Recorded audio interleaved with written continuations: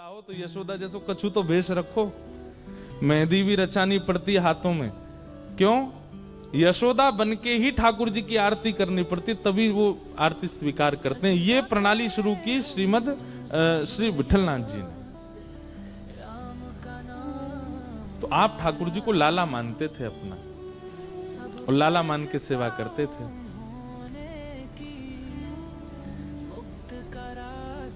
ऐसी सेवा प्रारंभ भई कि एक बार आपने ठाकुर जी को दूध भोग पधराया,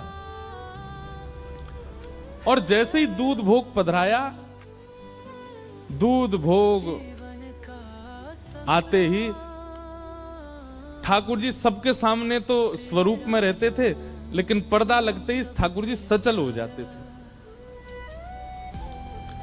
सबके सामने ठाकुर जी ऐसे खड़े रहते, लेकिन जैसे ही पर्दा लगता सोई ठाकुर जी चलन लगते, बैठन लगते, उठन लगते, और तुरंत चल उठते बैठते नहीं, अपनी सैया से उतर के आते और गुसाई जी की गोद में बैठ जाते, और गुसाई जी की गोद में बैठ के कहते अब मोए दूध को भोग लगाओ। तो गुसाई जी सोने की सुंदर पात्र से कटोरी में दूध भरते, और दूध भर के लाला को देते, लो Lal G P low. Thakur ji फूंक मारते, फिर गुसाई जी फूंक मारते। ठाकुर जी जैसे ही पीते, पी के मुंह बना लियो ठाकुर जी ने। गुसाई जी बोले जय जय कहावे हो, आप मौका को बना रहे हो? अरे जा में इतनी मिश्री डाल दी है, मेरे सबरे होठ चिपक गए, बहुत मिश्री पड़ गई है, बहुत मीठा है गो है, मेरो मन नहीं कर रहा यार पीवे को। गुसाई जी विठलनाथ जी बोले अच्छा तो आप सेज पे विराजो, मैं अभी आऊं। अब बाहर खड़े दर्शनार्थियों को लगता है भीतर भगवान हैं और उनके अर्चक हैं, पर पर्दा लगते ही भीतर तो लाला और मैया जैसी लीला हो गए।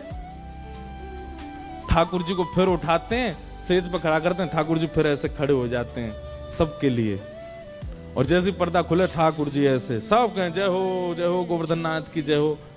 अब गुसाई जी दौड़े दौड़े रसोई में जामे, दूसरा दूध तैयार करें, और वहां में नेक नेक मिश्री डालें, ज्यादा मीठो नहीं करें, और दोबारा दूध भोग तैयार करके पात्र में धर के जैसे ही लामे, जैसे ही पर्दा करें, ठाकुर जी फिर सहज रह जाएं, और बोले मुझे जल्दी पवाओ, मुझे भूख लग रही है। गुसाई जी बैठ जाएं, अपनी गोद में इत्र लगावें, फिर ठाकुर जी आके बैठे, कटोरी में भर के लो लाला पियो। अभी तातो है, तातो मतलब गर्म। ठाकुर जी कह रहे हैं अभी तातो है या ठंडो करो। फिर गुसाई जी उसमें फूंक मारते हैं, धीमे से ऐसे हाथ रख के, कहीं हमारे उच्छिष्ट नहीं हो जाए। फिर ठाकुर जी पीते हैं, फिर मुंह बना लें। गुसाई जी बोले जय जय अब कहा भयो? बोले अब तो जे खारो ही रहेगो, अब तो यम मिश्री ना है, अब जो मीठो ही ना लग रो मुंह को, अब ना पी रो। ऐसे नखरे करें ठाकुर जी गुसाई जी के साथ। गुसाई जी के देखो लाल जी ये नखरेबाजी मत करे करो, ये सत्य घटना है, भक्तमाल जी में वर्णन है।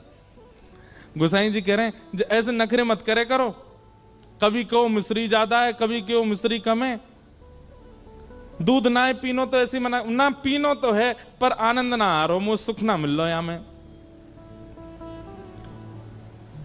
गुसाई जी बोले रुको फिर ते कछु करूं, फिर तो उठा के खड़े किए, फिर यूं खड़े है गए, पर्दा खोल के गए मंदिर में जाके, रसोई घर में जाके, अब तीसरा दूध औटायो, वहां में मिश्री डारी ना, दूध औटा के दूध अलग लाए, मिश्री अलग लाए, और ठाकुर जी के सन्मुख पधरा के बोले जे रही मिश्री जे रही दूध अपने आप मिलाओ, जितनी चाहिए पी लो।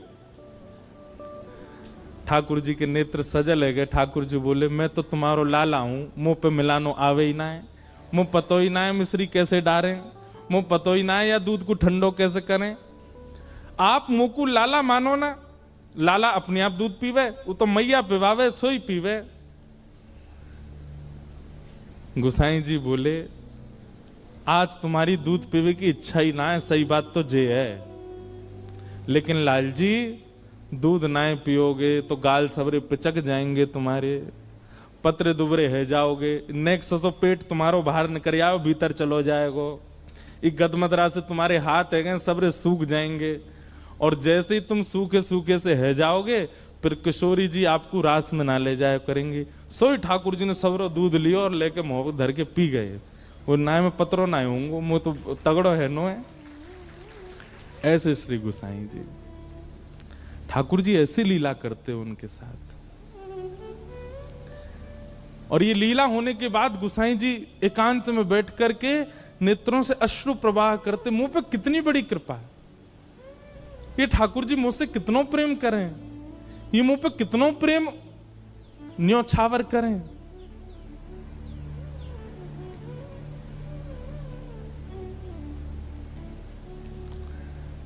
एक दिन गोसाई जी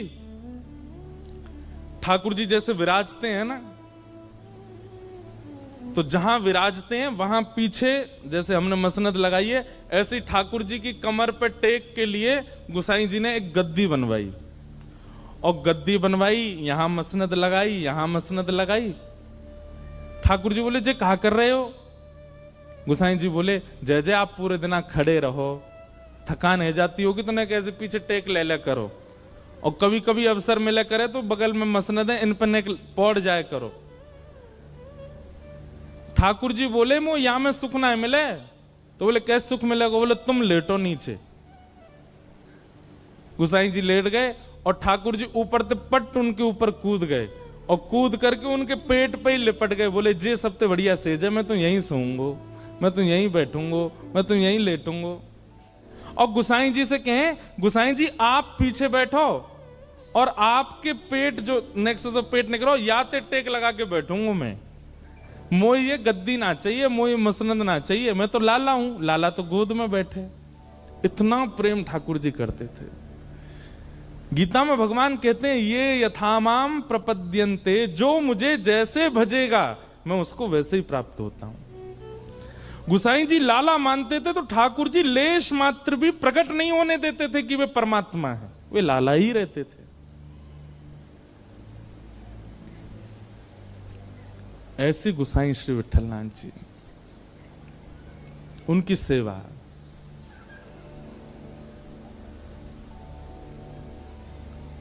एक दिन गोसाई जी श्रृंगार कर रहे थे ठाकुर जी का, और ठाकुर जी को श्रृंगार करते करते इतने में खिड़की थी मंदिर के गर्भगृह में, वहां गर्भगृह की खिड़की में एक बंदर आ गयो। और जैसे ही बंदर आयो तो ठाकुर जी ने बंदर को देखो तो बंदर ठाकुर जी पे करे खो, और जैसे ही ठाकुर जी पे करे खो खो, गोसाई जी के, ओ देख बंदर आगो, गोसाई जी देखो बंदर आगो, या भगाओ यहां ते। गोसाई जी बोले, बंदर ते डर रहे हो? बोले, मुझे डर लग रहा हो, देखो ये मुझे कहीं खा नहीं जाए जी, मेरे ये बंदर मुँह ना खावे को, मेरे बंटा भोग में जितना प्रसाद लगो सब इनको लेके भाग जाएगो, या को भगाओ यहां ते। गोसाई जी ने तब तो बंदर भगा दिया, लेकिन बाद में मन में सोचने लगे ऐसे बैठे बैठे, बोले यही श्री कृष्ण है, और यही अपने त्रेता युग में राम थे, और रावण को मारवे के काजे बंदरन की सेना लेके गए। जिन बंदरन ने राम रावण युद्ध में इतनो पराक्रम करके ठाकुर जी को विजयी करवायो, आज उन्हीं बंदरन ते इतनो डर रहे हैं। मन में ऐसे विचार करने लगे। ठाकुर जी तो सबके मन की जाने। ठाकुर जी तुरंत उतर के नीचे आए और आकर के बोले, गोसाई जी कहा सोच रहे हो मन में? मन में आप यूं सोच रहे हो कि मैं बंदरन ते काय को डर रहा हूं? अरे मैं बिल्ली ते डरूं, मैं बंदर ते डरूं। क्यों? क्योंकि आप मोए लाला मानो, और आपके मन में यह भावना आ रही है कि मैं डर का ही को रहूं। लाला की भावना मत रखो, फिर परमात्मा की भावना रखो मेरे प्रति। अगर लाला मानो तो तुम्हें, आज भी ठाकुर जी ऐसे ही भाव से विराज रहे श्रीनाथ जी में। आप में से नाथ द्वार कितने लोग गए? बहुत कम लोग गए। प्रयास कीजिएगा, अब कभी चक्कर लगे तो एक बार नाथ द्वार जरूर जाइएगा। पहले गोवर्धन में ही विराजते थे श्रीनाथ जी, बाद में फिर नाथ द्वार विराज गए। और नाथ द्वार जब तक नहीं जा पा रहे हो तो तब तक अमृतसर में ही श्री गोवर्धन नाथ जी की हवेली है भीतर, वहां दर्शन करें आना। तो नाथ द्वार जब आप जाएंगे तो वहां आप दर्शन करेंगे, श्रीनाथ जी विराज रहे हैं, और श्रीनाथ जी के मंदिर से नेक निकर के मंदिर प्रांगण में ही भीतर विश्व के सबसे पहले लड्डू गोपाल विराज रहे, उनको नवनीत प्रियालाल कहते हैं। क्या कहते हैं? नवनीत का मतलब मक्खन, और मक्खन से जो प्रेम करे वो नवनीत प्रिय लाल। लड्डू गोपाल तो हम लोगों ने नाम धर दिया, वो लड्डू थोड़ी है हाथ में, वो तो नवनीत है। ठाकुर जी के हाथ में क्या है? मक्खन है हाथ में। शोभित कर नवनीत लिए, घुटरुन चलत रेणुतन मंडित, गोरोचन तिलक किए, शोभित कर नवनीत लिए। तो अभी की घटना है, कुछ वर्ष पहले की। ठाकुर जी के भोग में एक नियम होता है कि मिष्ठान ठाकुर जी के सामने रखो। अगर आप थाली में भोग लगाते हो तो जो मीठी वस्तु है ना, वो ठाकुर जी की तरफ आगे होनी चाहिए। अब हम लोग तो थाली में भोग लगाते हैं, पर प्रणाली ऐसी है कि थाली में भोग नहीं, संपूर्ण सामग्री ठाकुर जी के आगे रखनी चाहिए।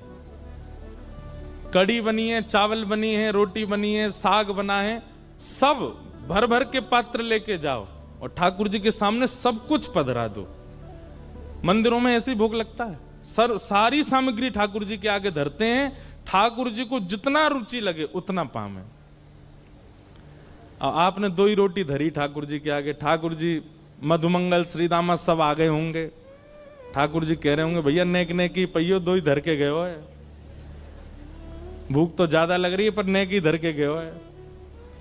तब आप जब थाली में 2 ही रोटी धरते हैं तो फिर मधुमंगल श्रीदामा तनसुका मनसुका ये सबरे सखा आते हैं ठाकुर जी के संग पानी। अकेले ठाकुर जी पाते नहीं, कभी नहीं पाते। या तो किशोरी जी और अष्ट सखियां आएंगी या फिर ठाकुर जी अपने सखान को बुलाएंगे, ठाकुर जी अकेले प्रसाद नहीं पाते। और आप धर के क्या गए हो? 2 ही रोटी, नेक्स्ट सी सब्जी।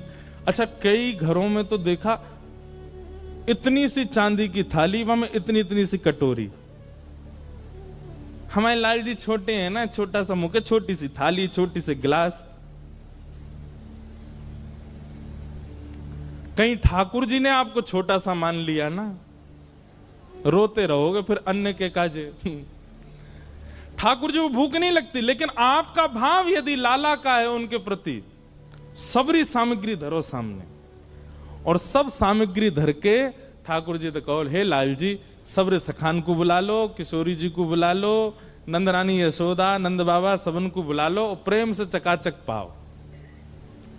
ऐसे भोग लगाओगे तो काउदना महाराज कोई सामग्री ऐसी लगेगी धरी तो पूरी लेकिन आधी बची है, कहां गई? खा गए ठाकुर जी, पाली हो। काउदना तो ऐसा अनुभव कराएंगे। तो ठाकुर जी के सन्मुख, जहां ठाकुर जी विराजने उनके सन्मुख मिष्ठान, मिष्ठान के बाद नमकीन, नमकीन के बाद साग, दाल, कढ़ी, चावल, रोटी, ऐसे भोग पधराना चाहिए ठाकुर जी के सन्मुख। तो नाथ द्वार में नवनीत प्रियालाल जी इतने से लड्डू गोपाल, छोटे से, तो उनके सामने भोग पधराया गया। लेकिन जल्दीबाजी में कहा कियो, मीठी सामग्री पीछे धर दई और कढ़ी बिल्कुल सामने धर दई। जहां नवनीत प्रिया जी विराजते हैं सिंहासन पर, बिल्कुल सामने कढ़ी धर दई।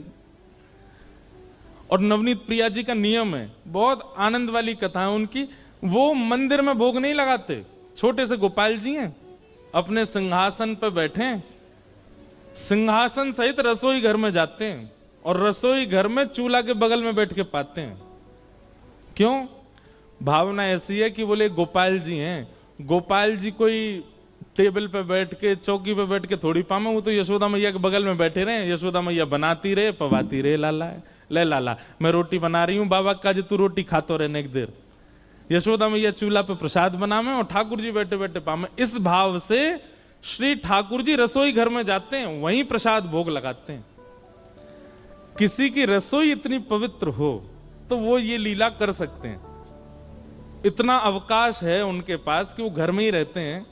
तो ऐसी एक योजना बनाओ, ठाकुर जी को श्रृंगार मंदिर में, ठाकुर जी का बाल भोग मंदिर में, लेकिन राजभोग दोपहर का जो भोग होता है उसमें ऐसी सुंदर पूरे मार्ग पर गोबर को चौका लगाओ, ठाकुर जी को सिंहासन धीरे से उठाओ और रसोई घर में बढ़िया सुंदर गोबर के चौका लगा के वहीं विराजमान करो और वहीं ठाकुर जी के सामने प्रसादी बना करके फिर ठाकुर जी को पधराओ।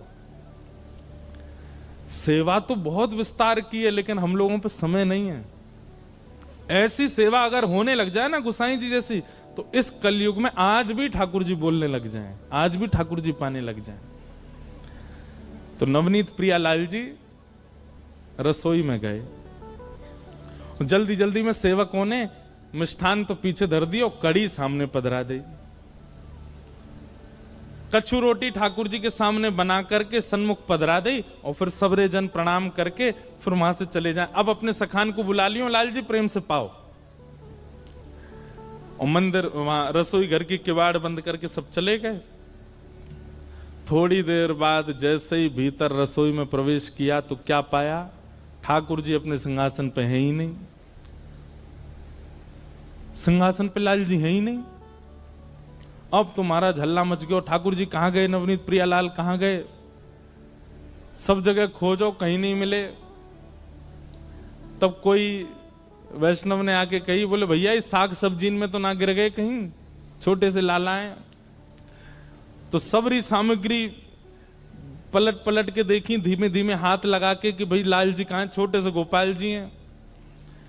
सबरी सामग्री उलट पलट करी, कहीं नहीं मिले। लेकिन जो सिंहासन के सन्मुख कढ़ी इतनी बड़े पात्र में धरी थी, जैसे ही वाकू पलटो सुबह में नवनीत प्रियालाल जी मिल गए। तो जितने वहां पर रसोईया थे और आचार्य जन थे, उनको लगी ओहो लाल जी को कढ़ी इतनी भाई खाई नहीं भाई मैं कूद गए। बताओ कढ़ी इतनी बढ़िया लगी कि वहां में नहा रहे हैं। और महाराज रसोईया ने कह दी, भैया आप सुनो, आगामी कछु दिना तक कढ़ी को ही भोग लगाओ ठाकुर जी को, इतनी कढ़ी बढ़िया लग रही ठाकुर जी को। अब तो हर दिन कढ़ी बन रही है ठाकुर जी को, कढ़ी कढ़ी, और सामने कढ़ी को ही भोग लगा रहे हैं।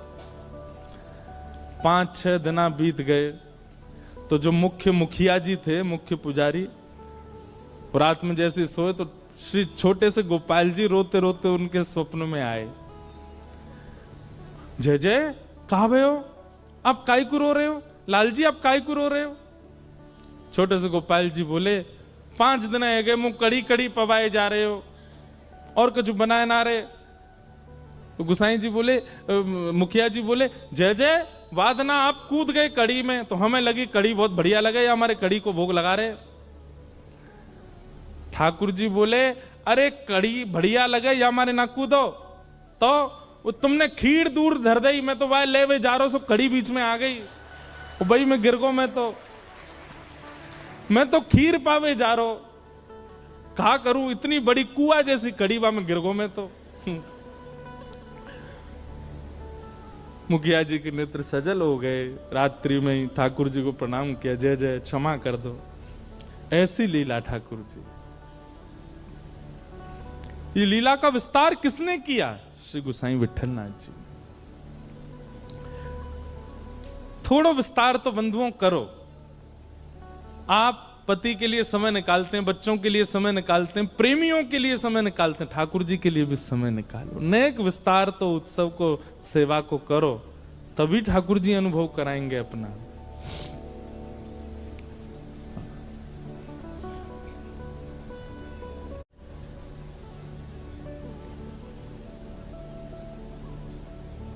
एक लीला और होती है, ठाकुर जी को शयन के समय नेत्रों पे काजल लगाते हैं। यहां धीमे धीमे काजल लगाओ और उंगली से लगाना, कोई सामग्री से नहीं। छोटे से ठाकुर जी हैं तो नेक नेक बिंदी धरा दो यहां रात्रि में शयन के समय। और सुबह जब मंगला करवे जाओ तो फिर वो जैसे सुबह सुबह लाल जी उठे हैं, उठ करके क्या करते हैं, ठाकुर जी ऐसे मीड़ते हैं अपनी आंख। तो वो काजल जो यहां 2-2 बिंदी धरी है ना, सुबह जब मंगला करो तो उनको ऐसे नेत्रन के ऊपर ऐसे ऐसे गोल गोल घुमा दो। तो उस भाव से आरती करनी है कि लाला ने उठ के अपनी आंख मीड़ ली है, सो ऐसे जगन्नाथ बन गए, गोल गोल आंख कारी पड़ गई है।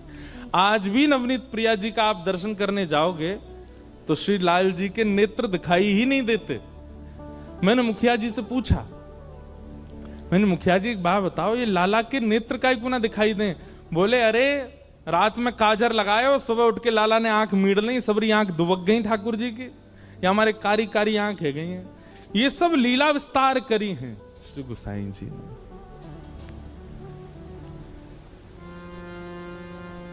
हम गा में छोटो सो कन्हैया या के बड़े बड़े नैन, बड़े बड़े नैन, यमुना जी के पार जाके ठाड़ो मारे से। छोटो सो कन्हैया या के बड़े बड़े नैन, बड़े बड़े नैन, यमुना जी के पार जाके ठाड़ो मारे से।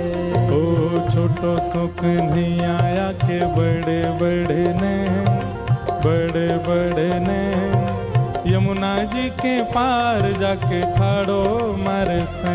ओ छोटो सो कन्हैया या के बड़े बड़े नैन, बड़े बड़े नैन, यमुना जी के पार जाके ठाड़ो मारे से। हाँ बजाए गयोरी, बजाए गयोरी, ओ बजाए गयोरी, ओ बजाए गयोरी, हाँ बजाए गयोरी, ओ बजाए गयोरी, ओ बजाए गयोरी, बजाए गयोरी, ओ मेरे अंगना में बंशी बजाए गयोरी। ओ छोटो सो कन्हैया या के बड़े बड़े नैन, बड़े बड़े नैन, यमुना जी के पार जाके ठाड़ो मारे से। छोटो सो कन्हैया या के बड़े बड़े नैन, बड़े बड़े नैन, यमुना जी के पार जाके ठाड़ो मारे से।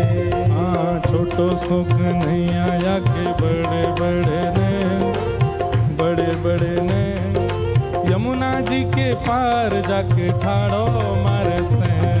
छोटो सो कन्हैया या के बड़े बड़े नैन, बड़े बड़े नैन, यमुना जी के पार जाके ठाड़ो मारे से। सैन कहते के ब्रजभाषा को शब्द है सैन।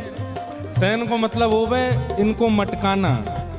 ठाकुर जी अपनी बौं मटकाते हैं। छोटो सो कन्हैया या के बड़े बड़े नैन, बड़े बड़े नैन, यमुना जी के पार जाके ठाड़ो मारे से। वो छोटो सो कन्हैया या के बड़े बड़े नैन, बड़े बड़े नैन, यमुना जी के पार जाके देखो, ठाड़ो मारे से। आज यमुना जी के पार जाके ठाड़ो मारे से। यमुना जी के पार जाके ठाड़ो मारे से।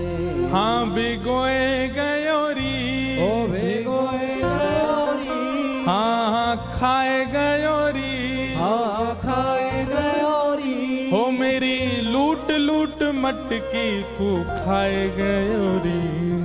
छोटो सो कन्हैया या के बड़े बड़े नैन, बड़े बड़े नैन, यमुना जी के पार जाके ठाड़ो मारे से। छोटो सो कन्हैया या के बड़े बड़े नैन, बड़े बड़े नैन, यमुना जी के पार जाके ठाड़ो मारे से। ऐसे श्री गुसाई विठलनाथ जी ने सेवा प्रणाली विराजमान की। आपका मुख्य भाव यही है कि ठाकुर जी से संबंध बना के सेवा करो, उनको भगवान मान के नहीं। सब लोग बिल्कुल सावधानी से सुनो। उनको प्रति भगवान की भावना तो रखनी है। उसमें किस प्रकार से भावना रखनी है? कि स्वच्छता के रूप में, पवित्रता के रूप में, इन सब भाव में तो भगवान की भावना रखनी है। पर जब सेवा करें तो फिर लाल जी की भावना से करनी है। मैया हल्ला मत करो, हमने वो पानी नहीं पियो, आप सब डकोस रहे हो।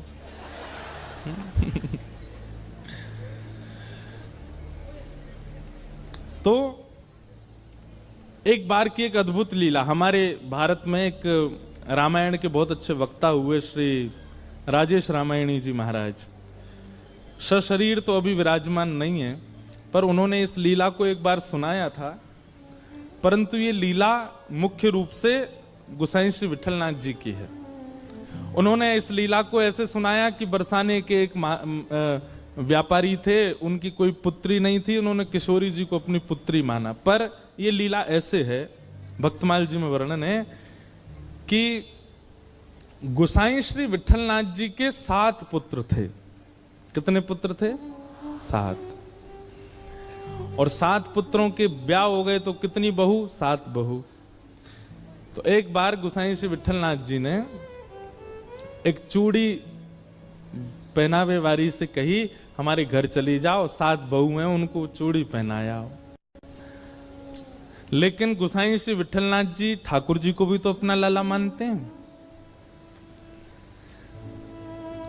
तो 7 बहुओं ने चूड़ी पहनी, सबन ने चूड़ी पहन ली। जैसी सब गईं और सब भीतर चली गई, वो चूड़ी वारी जैसी वहां से जान लगी, इतने में ही एक अत्यंत सुंदर सुकुमारी छोटी सी लाली आ गई और आकर के बोली, सबन को चूड़ी पहनाई दी, मोय भी तो पहनाओ, मैं या घर की सबसे बड़ी बहू हूं।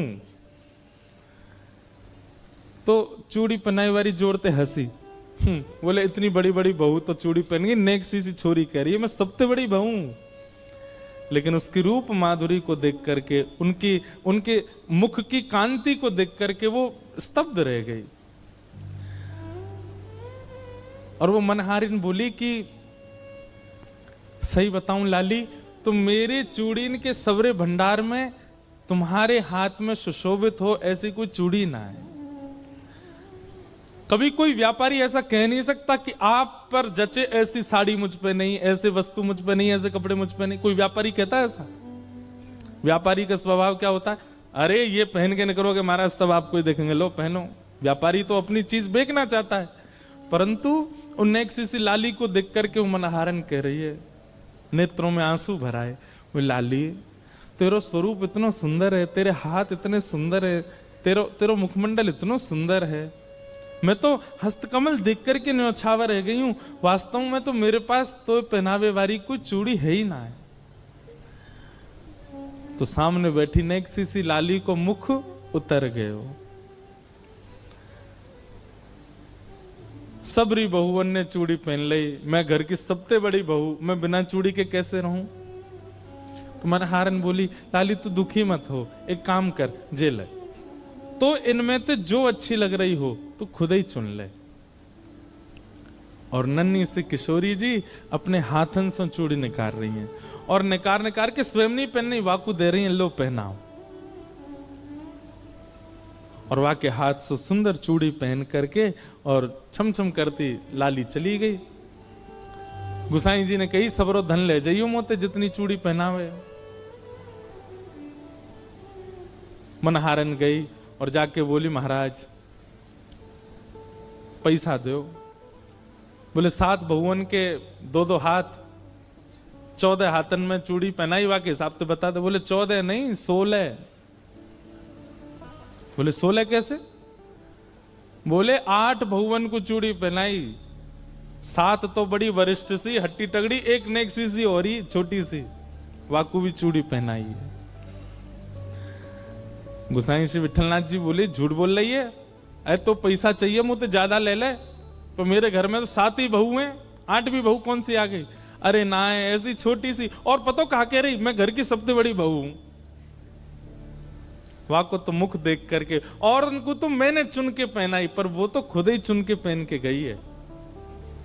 और वहां को तो मैं दोगुना पैसा लूंगी आपसे। भैया हल्ला मत करो, सब लोग ध्यान से। गुसाई जी बोले, तू झूठ बोल रही है, ऐसा है ही ना है। गुसाई जी बोले, रुक जा, मैं घर जाऊंगा, पहले सबरी बहुवन से बात करूंगा, फिर दूंगा तो पैसा। और गुसाई जी ने घर जाके, अरे कौन कौन सी ने चूड़ी पहनी? सबरी बहू आ गई, हमने पहनी। बोले वो मनहारन कह रही 8वीं पहन के गई है। 8वीं कौन है? हम 7 ही हैं घर में। गुसाई जी बोले, वही तो मैं कह रहा हूं, आप ठाकुर जी का जैसे शयन कराने के लिए गए और ठाकुर जी को शयन करा करके जैसे स्वयं शयन में गए, किशोरी जी रोती रोती आ गए। बोले, गुसाई जी आप 7 पुत्रन को अपनो मानो, 7 बहुवन को अपनो मानो, और तो और आप लाल जी को अपनो भी पुत्र मानो, पर मुंह को अपनो बहू ना मानो।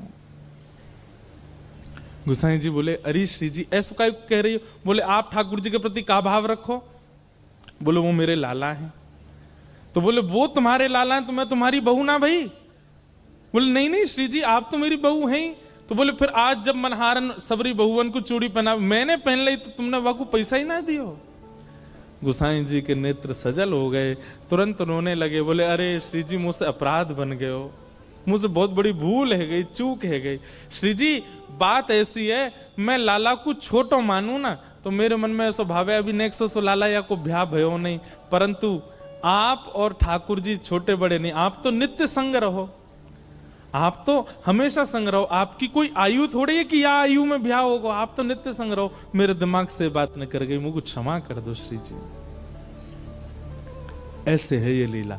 वो गुसाई श्री विठलनाथ जी के साथ में ये लीला हुई थी। किशोरी जी इनकी पुत्र वधू के रूप में मनहारन से चूड़ी पहनवे आई। सोचिए, केवल ठाकुर जी के प्रति एक संबंध क्या बना लिया, तो किशोरी जी ने भी संबंध बना लियो और सब सखान ने भी गुसाई जी से संबंध बना लियो। सबने गुसाई जी को अपना कुछ ना कुछ मान लिया। ठाकुर जी के जो जो जो लगते हैं उन सबके भी गुसाई जी संबंधी हो गए। और उनकी तो छोड़ो, किशोरी जी ने मान लियो। ऐसे गुसाई श्री विठलनाथ जी। अच्छा, गुसाई जी का एक नियम था, वो नित्य दीक्षा देते थे। उनका दीक्षा देने के पीछे अभिप्राय ये नहीं था कि मैं शिष्य बनाऊं, भाव ऐसी थी कि गुसाई श्री विठलनाथ जी जैसे ही गुरु मंत्र देते थे, जिसको गुरु मंत्र मिलता था, गुरु मंत्र मिलते ही उसके नेत्र बंद हो जाते और उसको ठाकुर जी के प्रत्यक्ष दर्शन होने लगते थे। तो उनकी भावना ऐसी थी कि मैं नित्य एक वैष्णव को तो ठाकुर जी के चरणों से जोड़ूं, उसके बाद ही जलपान करते थे, कुछ खाते थे। इसके पीछे उनकी भावना ऐसी नहीं थी बहुत चेला बनाने हमको, नित्य ब्रह्म संबंध करते थे। इसलिए गुसाई श्री विठलनाथ जी के बहुत शिष्य हैं। रत्नावती जी का चरित्र हम सुन रहे थे, वो भी गुसाई जी की शिष्या थी। और अब ऐसे स्मृति में आ नहीं रहे नाम, लगभग गुसाई जी के, रसखान गुसाई जी के शिष्य, गुसाई विठलनाथ जी के शिष्य। और ताज बेगम, ताज बेगम का चरित्र हमने 1-2 बार कहा है। आज किसी ने मुझे लिख के भी दिया, एक महाराज उनका पद गा दीजिएगा ताज बेगम का। अकबर की पत्नी थी ताज बेगम। उसने जब से ठाकुर जी को देखा, वो तो ऐसी बीमार पड़ने लगी कि सब वैद्यों ने आकर के उसका उपचार किया, लेकिन वो ठीक नहीं हुई। तब अंत में अकबर ने कहा, बेगम आपको ऐसा कौन सा रोग हुआ, किसी वैद्य से आप ठीक नहीं हो रही हो? बोले, आप समझोगे नहीं? बोले, नहीं नहीं बताओ। बोले, कृष्ण प्रेम का रोग है और इसका उपचार केवल कृष्ण दर्शन है और कुछ नहीं। मैं आपसे प्रार्थना करना चाहती हूं कि आप मुझे दिल्ली से मुक्त करके आगरा में छोड़ दें, वहां से वृंदावन पास है, मैं नित्य हुआया करूंगी। अच्छा, एक और बात, अकबर जो था ना, ये भी गुसाई श्री विठलनाथ जी और स्वामी श्री हरदास जी इनको बहुत मानता था। प्रसंग आता है कि अकबर का जो, जहां वो नमाज पढ़ता था, जो उसका पूजा घर था, वहां 5 चित्र लगा रखे थे उसने। उसमें एक स्वामी श्री हरदास जी का जो चित्र मिलता है ना, हाथ में वीणा लेकर के, एक तारा लेकर के, और जो बैठे, वो चित्र अकबर ने ही बनवाया था। क्योंकि अकबर के मन में हमारे स्वामी श्री हरदास जी को देख करके ऐसा वैराग्य आया, वो सब छोड़ करके निधिवन राज में ही रहना चाहता था, स्वामी जी की सेवा में। स्वामी जी बोले, जे अगर यहाँ रहेगो तो यहाँ के चक्कर में दुनिया भर के सबरे लोग यहाँ आएंगे, पूरे वृंदावन को रूप बिगाड़ देंगे। तो स्वामी जी ने उसको आज्ञा की, भैया सुनो, तुम वृंदावन में मत रहो, तुम तो दिल्ली रहो, तुम तो राज शासन ही करो। तो वो बोला, स्वामी जी मैं आपके रूप को देखे बिना रह नहीं सकता।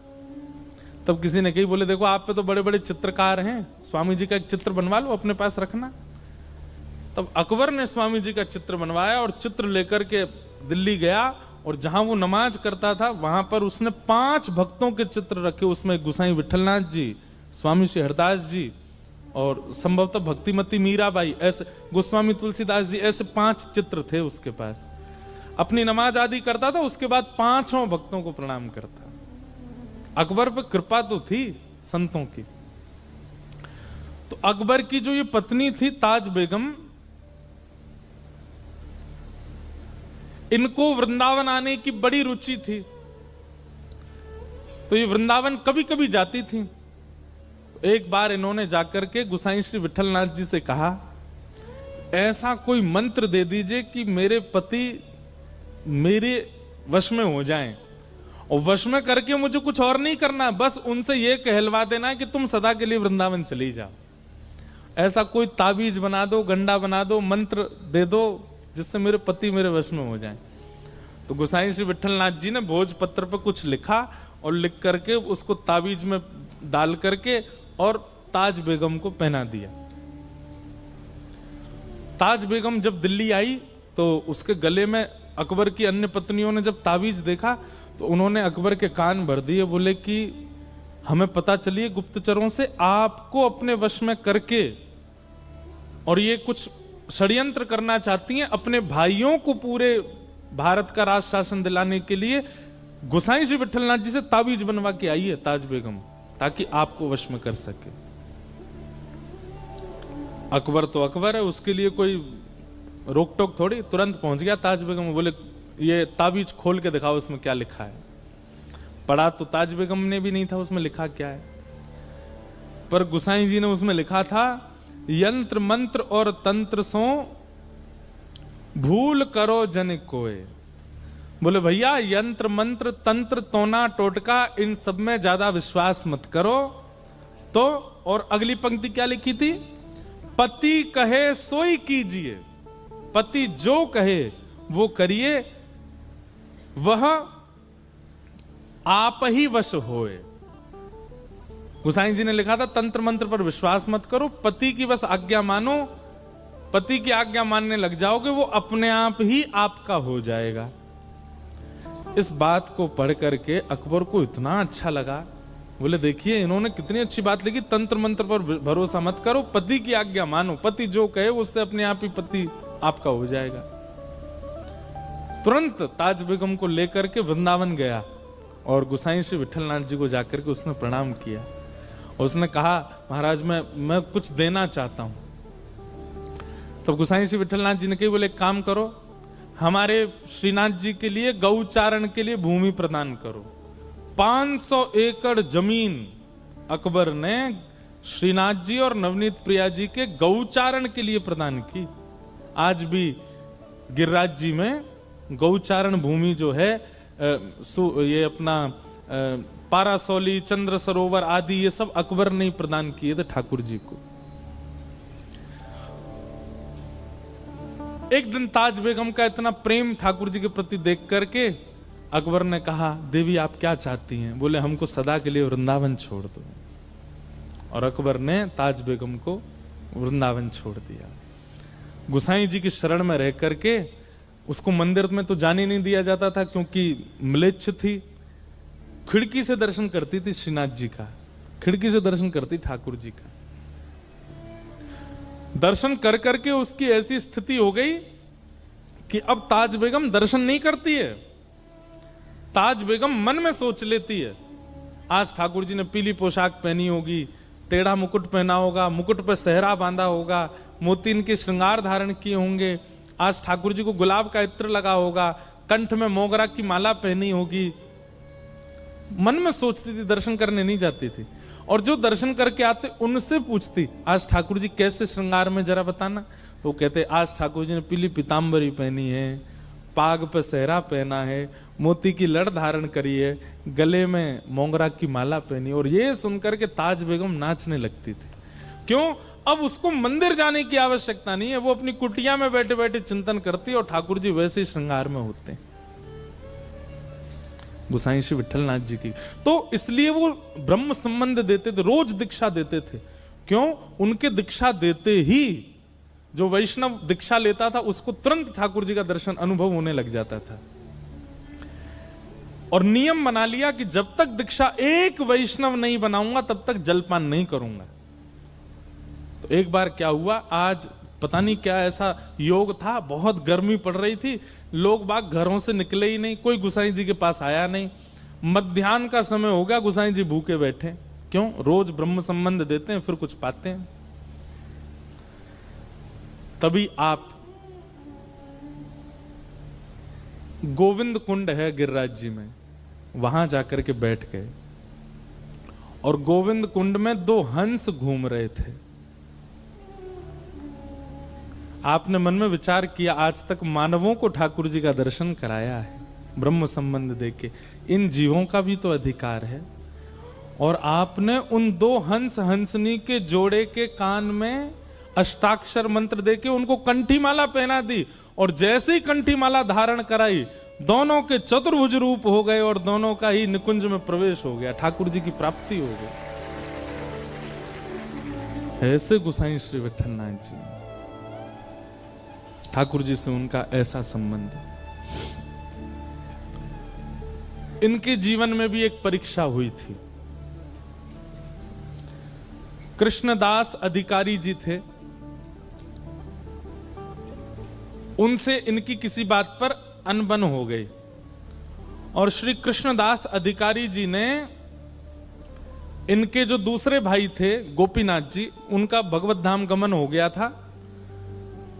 उनकी पत्नी थी और उनका एक बेटा था, बेटे का नाम पुरुषोत्तम था। इन्होंने पूरे गोवर्धन के वैष्णवों को इकट्ठा किया और इकट्ठा करके कहा, भैया देखो, महाप्रभु जी के दूसरे पुत्र श्री गोपीनाथ जी जो कि भगवत धाम गमन हो गया, उन पर थोड़ी दया आनी चाहिए कि नहीं? ये पूरी सेवा श्रीनाथ जी की गुसाई जी करते हैं, उनका बेटा बेचारा वो सेवा में नहीं जा पाता है। आप सब लोगों को आवाज उठानी चाहिए और गोपीनाथ जी की पत्नी और उनके बेटे को ठाकुर जी की सेवा का अधिकार मिलना चाहिए। तो कई लोगों ने इस बात का समर्थन किया और समर्थन के भाव से गुसाई श्री विठलनाथ जी को ठाकुर जी से कुछ समय के लिए दूर कर दिया। गोपीनाथ जी के पुत्र श्री पुरुषोत्तम जी सेवा करने लगे श्रीनाथ जी की।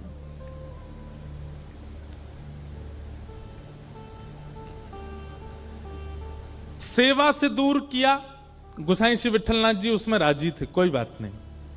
लेकिन कृष्णदास अधिकारी जी ने यह नियम बना दिया कि आप मंदिर ही नहीं आओगे, ठाकुर जी का दर्शन भी नहीं करोगे। अच्छा, ये सब लीला श्रीनाथ जी ने ही प्रकट की थी। हमने एक बात कही ना, ठाकुर जी सीधो सीधो तो कछु चलन देंगे ही नहीं, कछु ना कछु परीक्षा तो सबकी कराते ही कराते हैं। ठाकुर जी पूरे विश्व को बताना चाहते हैं कि गुसाई जी का प्रेम कैसा है, इसलिए वियोग का ये एक नाट्य किया गया और कृष्णदास जी ने ठाकुर जी से गुसाई श्री विठलनाथ जी को दूर कर दिया। गुसाई श्री विठलनाथ जी गोवर्धन से थोड़ी दूर पारासौली में रहने लगे और आप नित्य अपनी कुटिया से निकल के आते और श्री गिरिराज पर्वत पर श्रीनाथ जी की जो ध्वजा थी उसी का ही दर्शन करते और दर्शन करके विरह व्याकुल होकर के वहीं बैठे रहते। बहुत सुंदर लीला है, ध्यान से सुनना।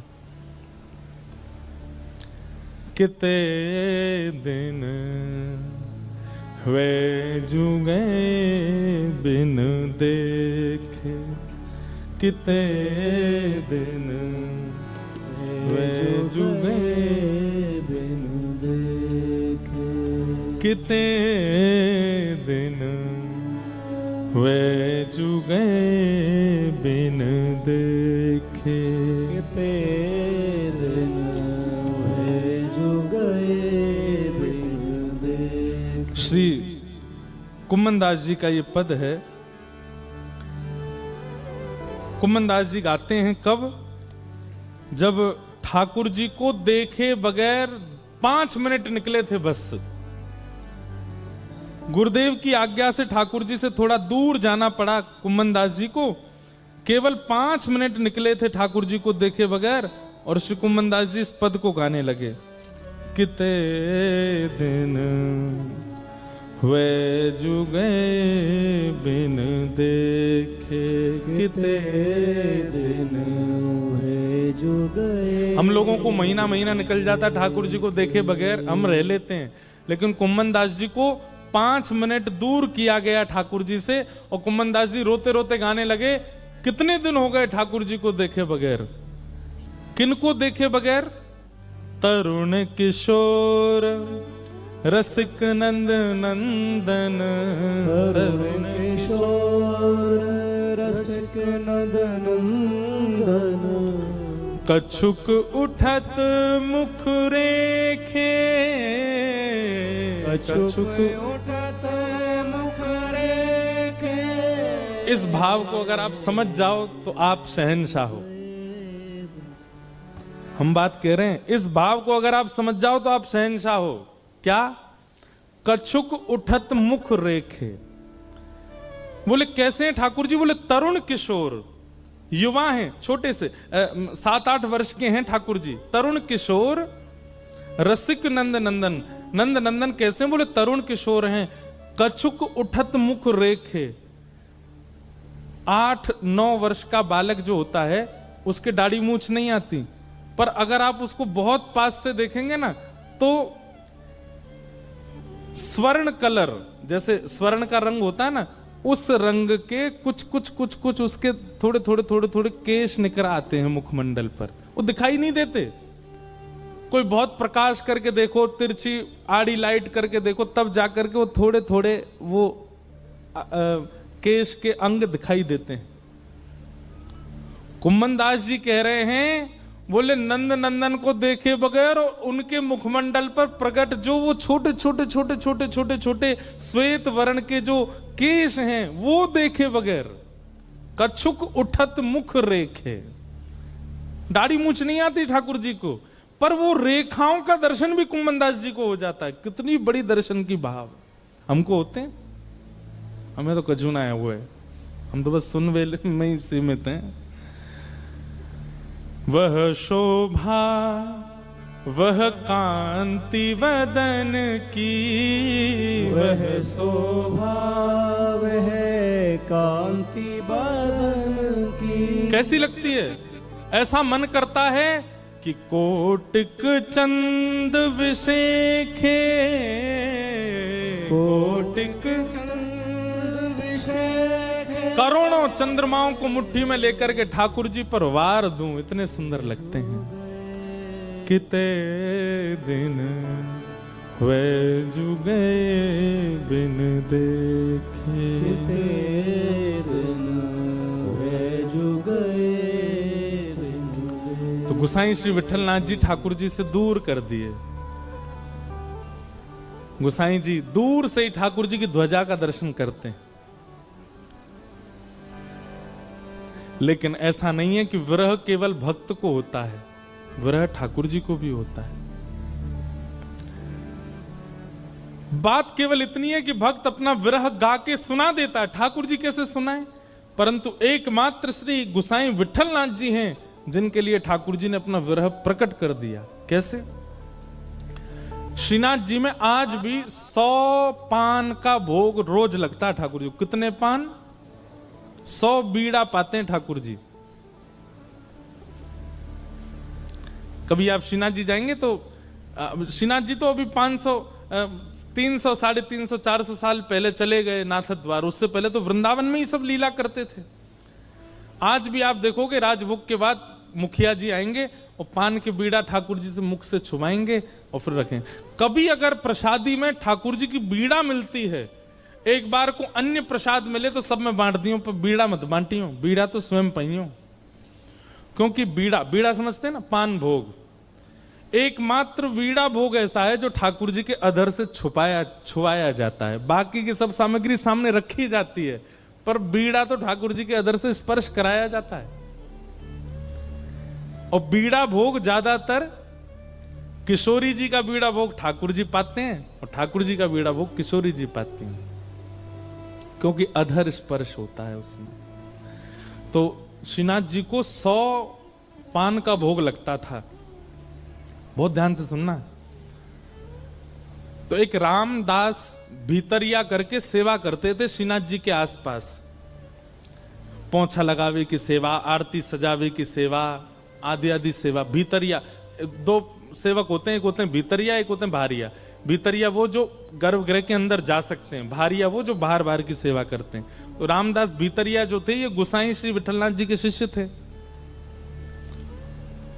ये जाते थे श्रीनाथ जी के मंदिर में सेवा करने, भीतर पोंछा आदि करने।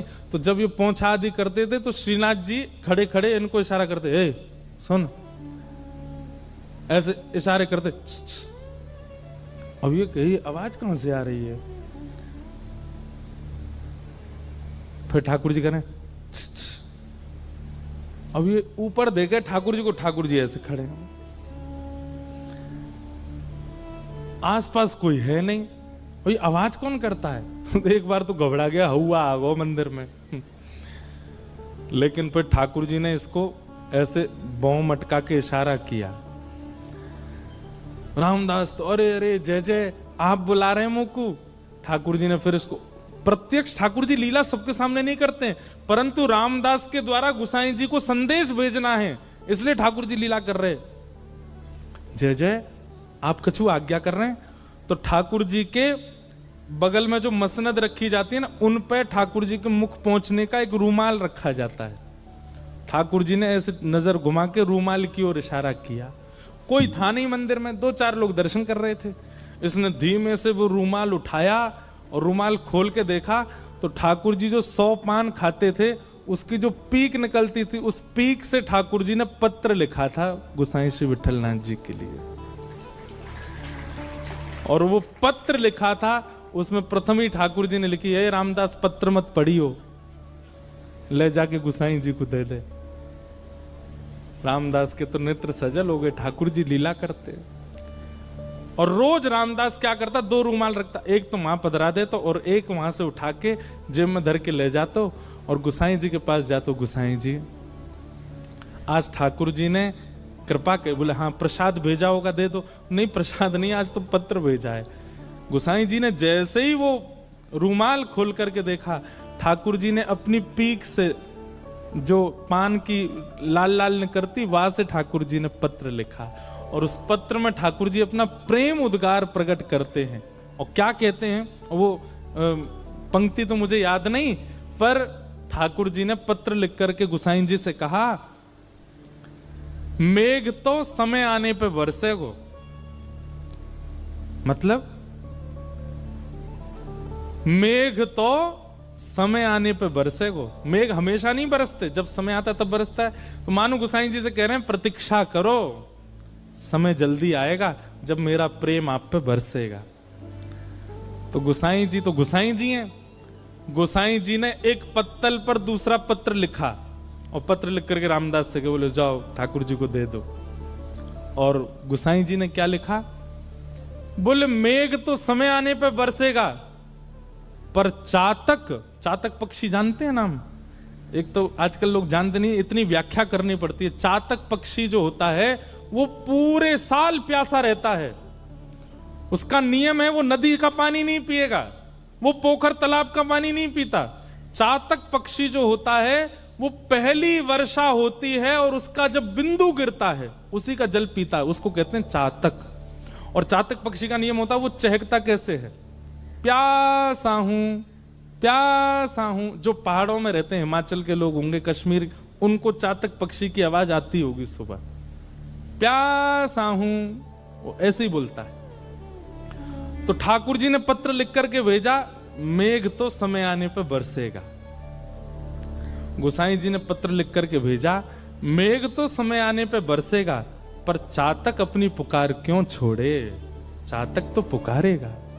मेघ चाहे जब बरसे, पर चातक प्यासा हूं प्यासा हूं प्यासा हूं, ये तो गाएगा ना। श्याम घन कब बरसे गो आए, श्याम घन कब बरसे गो। हमारे भारत में हनुमान प्रसाद पोद्दार जी, पूज्य भाई जी, उनका ये पद है। सब लोग बहुत ध्यान से सुनो, बहुत अच्छा पद है। श्याम घन कब बरसे गो आज, श्याम घन कब बरसे गो आज, श्याम घन कब बरसे गो आज, श्याम घन कब बरसे गो आज, श्याम घन कब बरसे गो आज, श्याम घन कब बरसे गो आज, कब यह हृदय संताप मिटे गो, कब यह हृदय संताप मिटे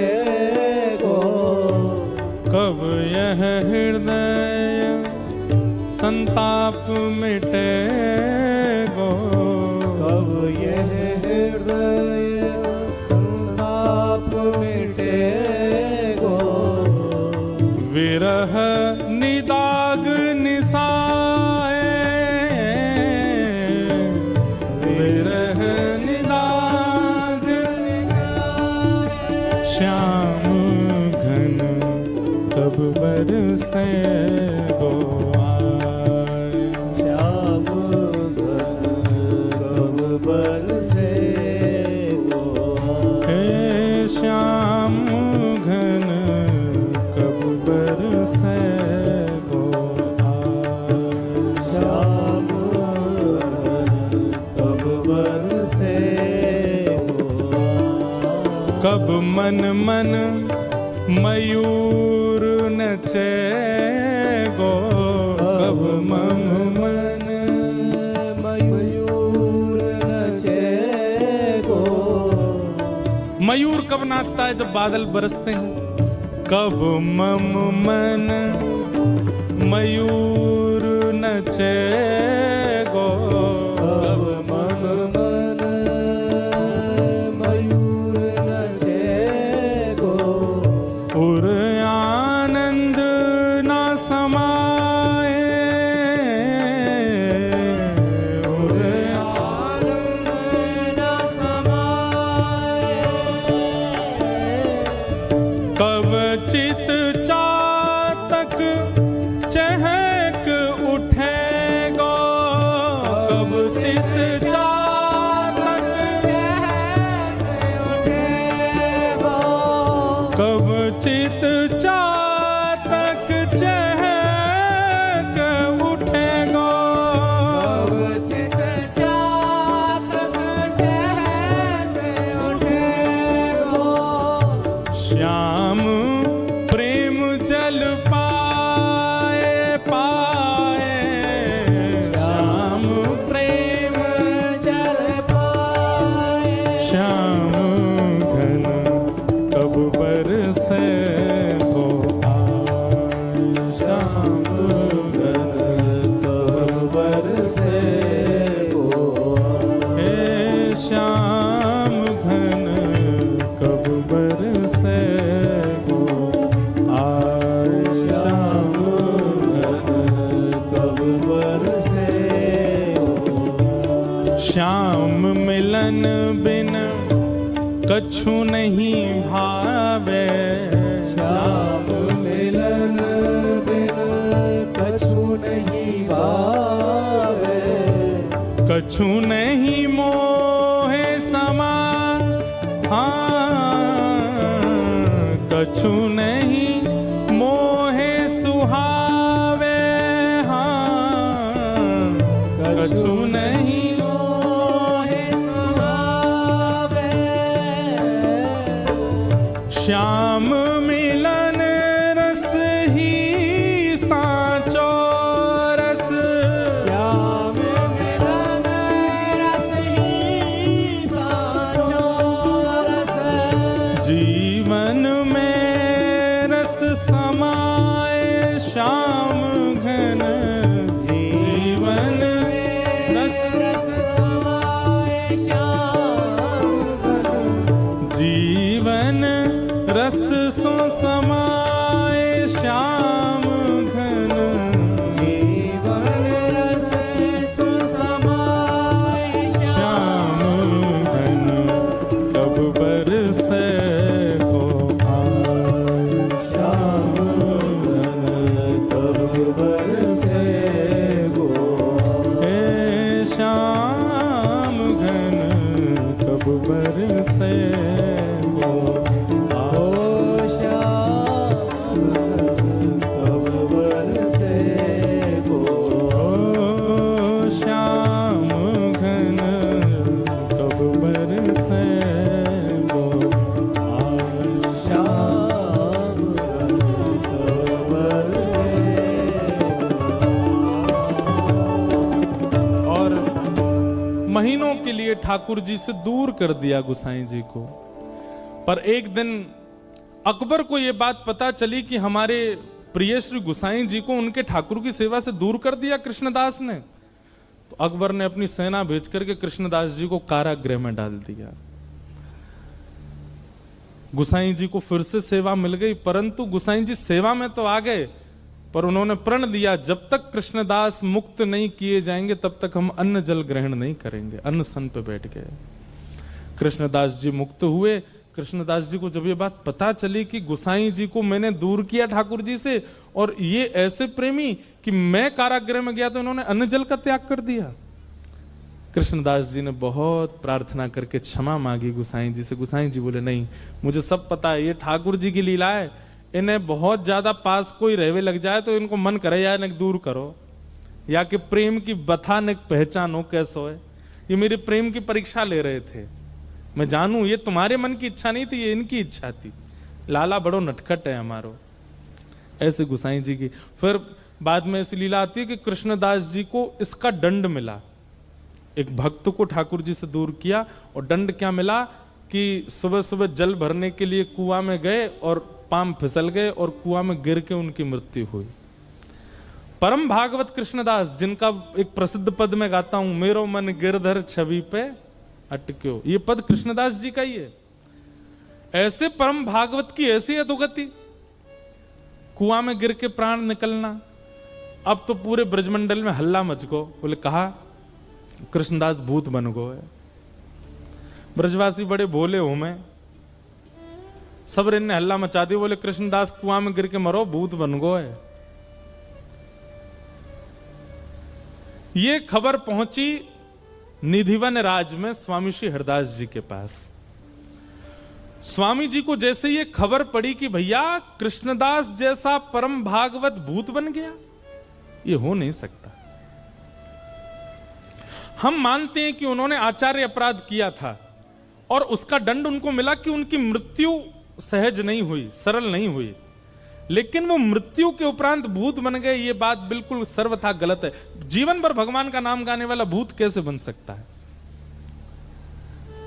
तो महाराज स्वामी श्री हरदास जी ने निर्णय लिया कि चलो गोवर्धन। बोले काय को? श्रीनाथ जी से ही पूछेंगे कि आपका नाम गाने वाला भूत कैसे बन सकता है, और यदि वो भूत बना तो आपके नाम में इतनी सामर्थ्य नहीं कि जीवन भर आपका नाम गाने वाला प्रेत बन गया। और स्वामी जी ने निर्णय जैसे लिया तो पूरा वृंदावन इकट्ठा हो गया। हितरवंश महाप्रभु, गोपाल भट्ट गोस्वामी, रूप सनातन गोस्वामी, जितने वृंदावन के आचार्य थे सब निधिवन में इकट्ठे हो गए और सब निकल पड़े। गिरिराज जी वो श्रीनाथ जी से जाके पूछेंगे कि कृष्णदास भूत कैसे बनो। अब देखो बहुत ध्यान से सुनना है, इसके बाद हम कथा विराम देंगे पक्का। हमारो मन ना कर रो विराम देवे को, बात तो ये है, हमको रह रहे की लीला याद आती है। जय हो। और सुनो, कल हमको बहुत याद आएगी आप लोगों की। सुनाम में भक्त तो आवेंगे खूब सारे, पर अमृतसर वाले पद पीछे पीछे गाते हैं इसलिए हमको अच्छे लगते हैं। कोई भी पद गाओ सब साथ गाते हो आप, तो कृपा करियो एक आध दिन पहुंच जाइयो, 3 घंटा ही तो दूर हैं। हम नहीं बुला रहे, आप देखना खुद मचल के आओगे, ठाकुर जी की याद आएगी आपको। तो सुनो, जय हो। तो अब प्रत्यक्ष रूप में तो स्वामी श्री हरिदास जी, हितरवंश महाप्रभु, गोपाल भट्ट गोस्वामी, रूप सनातन गोस्वामी, हरिराम व्यास जी सब अपने ब्रजवासियों की टोली लेकर के गिरिराज जी जा रहे हैं, पर निकुंज की भाव में कौन जा रहा है? स्वामी जी के रूप में ललिता जी, हरिराम व्यास जी के रूप में विशाखा जी, गोपाल भट्ट गोस्वामी जी के रूप में गुणमंजरी, रूप मंजरी, ये सारी सखियां ही तो जा रही हैं ठाकुर जी से लड़वे। अब वैष्णवों को तो दिख रहा है कि भाई ये सब आचार्य चरण जा रहे हैं, परंतु श्रीनाथ जी वहां गिरिराज जी में ऐसे खड़े थे, गुसाई जी श्रृंगार कर रहे थे, सो ठाकुर जी के हाथ कांपन लगे और ये भुजा कांपन लगी, मोह कांपन लगो। गुसाई जी बोले जय जय जय जय, कहा भयो? ठाकुर जी बोले सबरी लड़वे आ रही हैं मोते, ये ललता विशाखा रूप मंजूरी सबरी मोते लड़वे आ रही हैं, मुंह पे जो है का मुंह पे आके मेरी छाती पे खड़ी हो जाएंगी, मुंह गारी देंगी आके सामने। अब कलयुग में तो वो सब हितरवंश महाप्रभु, हरिराम व्यास आदि सब ये सब तो आचार्य हैं, पर निकुंज में तो ये सब सखियां हैं। गुसाई जी तुम एक काम करो, बोले कहा इन सबन को राधा कुंड पे ही रोक दो, अगर जे गिरिराज जी आ गए जो मुंह को बहुत गारी देंगी समन सामने आके, और मैं डर जाऊंगा, मैं तो लाला हूं यहां पे। गोसाई जी बोले नेक रुक जाओ, श्रृंगार तो पूरा कर लो। बोले छोड़ो श्रृंगार, ऐसी भगवत तुम तो जाओ, उनको रोको। ठाकुर जी डरने लगे। गोसाई जी माला लेकर के, उपड़ना लेकर के, कई सारे वैष्णवों को लेकर के राधा कुंड में ही रुक गए, पहुंच गए। और वृंदावन से आते हैं, राधा कुंड पहले पड़ता है, राधा कुंड में ही सबरी समाज रोक करके सबको माला पहना, पटका उड़ा और सबको स्वागत करो, सम्मान को वहीं बैठा दिए सबरे। लाइए लाइए लाइए भोग प्रसाद पवाओ। स्वामी श्री हरदास जी तिरछी तिरछी नजर से देख रहे हैं, बोले हम गिरिराज जी पहुंचने भी नहीं दिए, राधा कुंड में ही रोक दिए। गुसाई जी सबको प्रणाम कर रहे थे, स्वामी श्री हरदास जी ने उनका कंधे पे हाथ रखा, बोले सुनो इधर आओ। इतनो डर गो लाला कि पजम्मा भी आध ही पहना के आए हो, पूरा पहनाए हो ना है, धीमे धीमे खिसक रहो नीचे। गुसाई जी के नेत्र सजल हो गए। बोले आप वृंदावन से आ रहे हैं, आपको कैसे पता कि ठाकुर जी का श्रृंगार अधूरा है? बोले जाने ना है, निकुंज की सखी हैं हम, ललिता हैं, वो तो जीवन पे कृपा करवे स्वामी जी के रूप में आई हैं, पर हैं तो ललिता।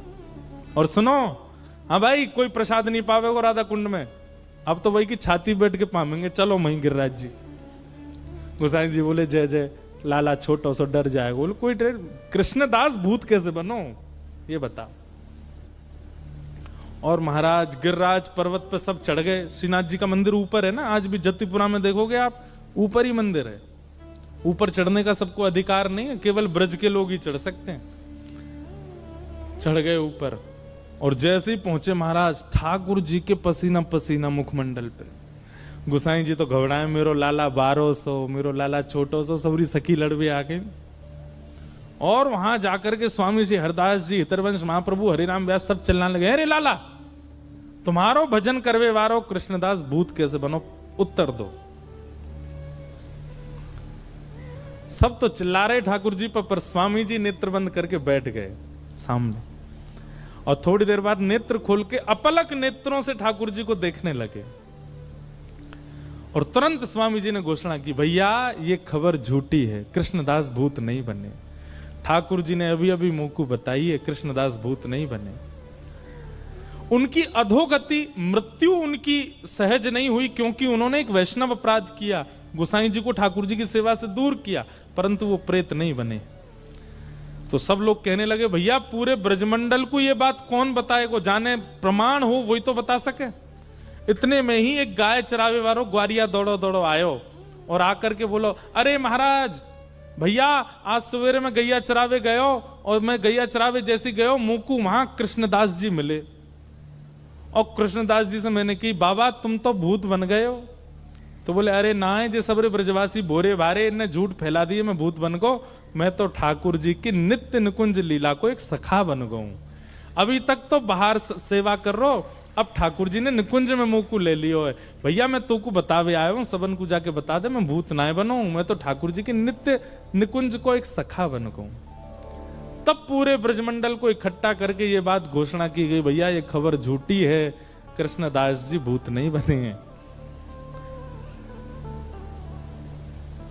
गोसाई जी के पास जाके स्वामी श्री हरदास जी बोले, या मारे आए हम गिरिराज जी, अगर हम नहीं आते तो ये बात फैली ही रहती कि कृष्णदास जी भूत बने, हमारे भय के कारण। और धीमे से कान में कह गए, भूत बन भी गए होगा तो हमारे कारण भूत योनि ते निवृत्त है के सखी योनि में चलो गो, ठाकुर जी की नित्य लीला में प्रवेश करो, या मारे आए हम गिरिराज जी।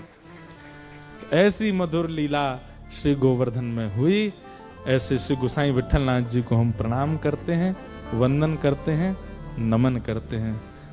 बोलो वृंदावन बिहारी लाल की जय, श्री राधारमण लाल की जय, श्रीनाथ प्यारे की जय, सब संतन की।